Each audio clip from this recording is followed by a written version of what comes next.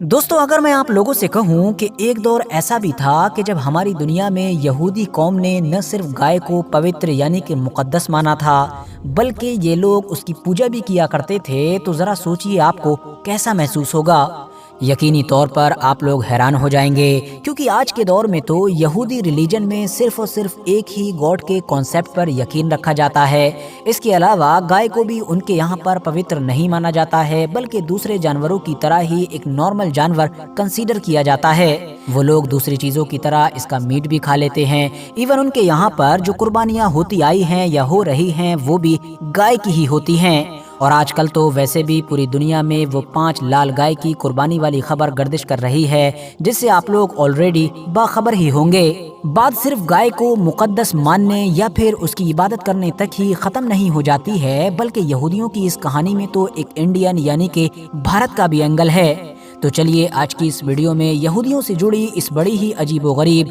और अनसुनी कहानी को जानने की कोशिश करते हैं। आरएच नेटवर्क की नॉलेजेबल फ्रेंड्स, कहानी का आगाज उस वक्त से होता है कि जब मूसा अलैहिस्सलाम की लीडरशिप में फाइनली कौम बनी इसराइल को मिस्र के फिरौन से आज़ादी मिली। पीछा करने वाले फिरौन को तो रास्ते में ही पानी के अंदर डुबो दिया गया था, जबकि ये पूरी कौम मिस्र से निकलकर सहराए सीना के इलाके में आकर आबाद हो गई। सहराए सीना ये मिस्र का वही खास इलाका है कि जो आज के दौर में आप लोगों को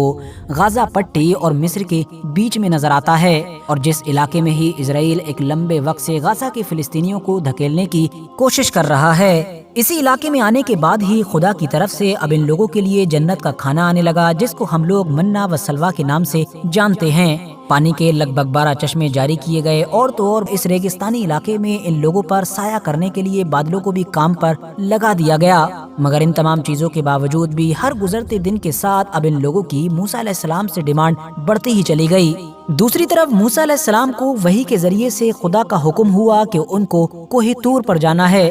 तूर के पहाड़ पर पहुंचकर उन्होंने खुदा की इबादत करना शुरू कर दी। शुरू में मूसा अलैहिस्सलाम का ये एतिकाफ सिर्फ 30 दिन का था, मगर बाद में 10 दिन और बढ़ा दिए गए और इस तरह से ये 40 दिन का पूरा चिल्ला हो गया। इसी 40 दिन के अरसे में ही वो मशहूर वाकया भी हुआ था कि जब मूसा अलैहिस्सलाम के बार बार जिद करने पर खुदा की सिर्फ एक तजल्ली कोहे तूर पर पड़ी थी और कोहे तूर रेजा रेजा हो गया था। इन्हीं 40 दिन की खास इबादत के दौरान ही खुदा की तरफ से मूसा अलैहिस्सलाम को पहली आसमानी किताब यानी कि तौरात भी दी गई थी। लेकिन दोस्तों, जब एक तरफ तूर के पहाड़ पर ये सब कुछ हो रहा था, तो वहीं दूसरी तरफ सहराए सीना में यानी कौमे बनी इसराइल में कुछ और ही चल रहा था। कुछ ऐसा हो रहा था कि जिसने बाद में पैगंबर हजरत मूसा अलैहिस्सलाम को बड़ा झटका दिया। दरअसल मामला ये था कि कोहे तूर पर आने से पहले मूसा अलैहिस्सलाम ने अपनी कौम को सब कुछ डिटेल में तो बताया ही था, साथ ही साथ अपना एक नायब यानी कि अपना एक उत्तर अधिकारी भी चुन लिया था, ताकि उनकी गैर मौजूदगी में वो पूरी कौम को लीड कर सके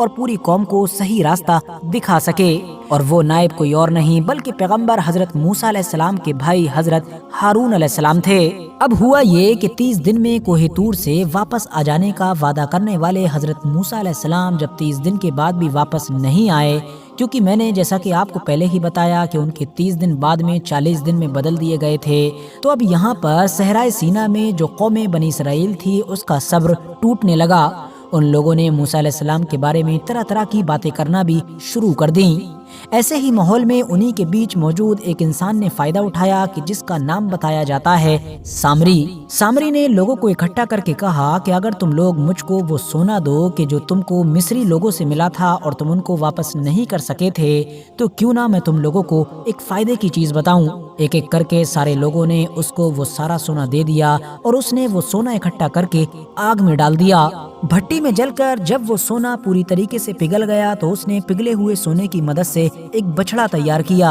और उसके बाद उसने उसे एक मुश्त मिट्टी को भी इसके अंदर डाल दिया कि जो उसके पास मौजूद थी, जिसके बाद उसका ये बछड़ा बिल्कुल उसी तरह से बोलने लगा जैसे नॉर्मल एक बछड़ा आवाज करता है। इसके बाद सामरी ने पूरी कौम से कहा कि मूसा से गलती हुई है कि वो तुम्हारे खुदा को ढूंढने के लिए तूर पर चला गया है। देखो, हमारा खुदा तो यहाँ पर मौजूद है। موسیٰ علیہ السلام کی اس قوم نے بھی نہ صرف سامری کی اس بات کو بہت آسانی سے مان لیا بلکہ اب وہ اس بچڑے کی عبادت بھی کرنے لگے۔ حضرت ہارون علیہ السلام نے بنی اسرائیل کو بہت سمجھانے کی کوشش کی کہ ایسا نہ کرو، یہ تو گمراہی کا راستہ ہے، مگر کسی نے بھی ان کی ایک نہ سنی۔ دوسری طرف موسیٰ علیہ السلام کو بھی اس پورے معاملے کی خبر کوہ طور پر خدا کی وحی کے ذریعے سے ملی۔ ان کو بہت زیادہ رنج ہوا اور وہ فوراً غصے کی حالت میں اپنی قوم کی طرف واپس پلٹے اور انہوں نے اپنی قوم کو مخاطب کرتے ہوئے کہا کہ یہ تم نے کیا کر ڈالا؟ بھلا مجھ سے ایسی کون سی دیری ہو گئی تھی کہ جو تم نے یہ سب کر ڈالا؟ ان کی قوم نے کہا کہ ہمارا کوئی قصور نہیں، ہمارے اوپر تو مصری لوگوں کے سونے کا یہ بوجھ تھا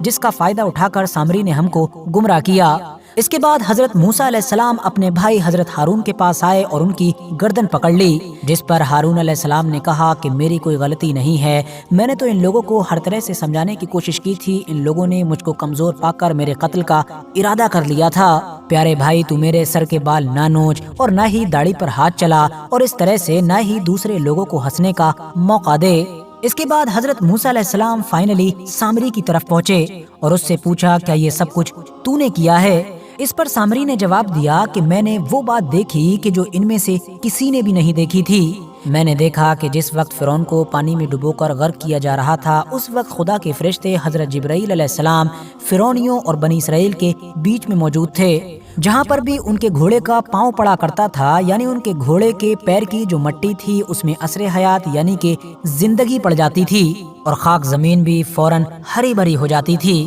بس میں نے فوراً حضرت جبرائیل علیہ السلام کے گھوڑے کے پاؤں کی ایک مٹھی مٹی اپنے پاس رکھ لی اور پھر جب ان لوگوں سے لیے گئے سونے کی مدد سے میں نے یہ بچڑا تیار کیا تو وہی مٹی اس بچڑے کے منہ میں ڈال دی، جس سے بہت جلد ہی یہ بچڑا بھی بولنے لگا۔ حضرت موسیٰ علیہ السلام نے اس سے کہا کہ تیرے لیے دنیا میں یہ سزا طے کی گئی ہے کہ تو پاگلوں کی طرح مارا مارا پھرے، جب بھی کوئی تیرے پاس آنے کی کوشش کرے گا تو بھاگتے ہوئے کہے گا کہ مجھ کو ہاتھ نہ لگانا، اور یہ تو صرف دنیاوی سزا ہے، ورنہ ایسے نافرمانوں کے لیے قیامت کے دن ایک الگ عذاب مقرر ہے۔ اور اے سامری، تو یہ بھی دیکھ کہ جس بچڑے کو تو نے اپنا معبود بنایا تھا ہم اس کو بہت جلد ہی آگ میں ڈال کر خاک کیے دیتے ہیں اور پھر اس خاک کو پانی میں بہا دیتے ہیں تاکہ تجھ کو اور تیرے مقتدیوں کو یہ پتا چلے کہ ان کے بنائے گئے معبود کی کیا قدر و قیمت ہے۔ ویسے تو ابھی تک میں نے آپ لوگوں کو یہ جو پوری سٹوری سنائی ہے اس کا کانسیپٹ صرف اسلام میں ہی نہیں بلکہ سارے ہی ابراہمک ریلیجن یعنی کہ اسلام کے ساتھ ساتھ کرسچینٹی اور یہودیت میں بھی